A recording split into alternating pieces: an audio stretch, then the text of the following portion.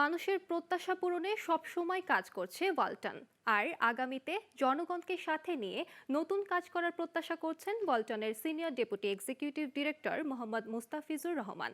শনিবার বিকেলে রাজধানীর মিরপুরে গ্লোবাল টেলিভিশনের সিইও কাজী মেহেদী শামীমের নেতৃত্বে একটি প্রতিনিধি দলের সাথে সৌজন্য সাক্ষাৎ শেষে তিনি এসব কথা বলেন। এ সময় উপস্থিত ছিলেন গ্লোবাল টেলিভিশনের অ্যাকাউন্টস ম্যানেজার ও এইচআর অ্যাডমিন কামরুল হাসান ফয়সাল সহ আরও অনেকেই।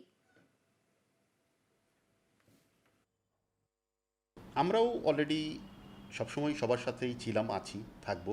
আমরাও চাচ্ছি যে যদি নতুন পরিবেশে নতুন করে সব কিছু সুন্দরভাবে কাজ করা যায়। আমরা সবসময় চাই দেশের মানুষ ভালো থাকুক, দেশের মানুষ একটু সাশ্রয়ী প্রাইসে ভালো জিনিস পাক। আমরাও এর জন্য সবসময় কাজ করে যাই। দেশের মানুষকে ভালো রাখাটাই হচ্ছে মূল চ্যালেঞ্জ।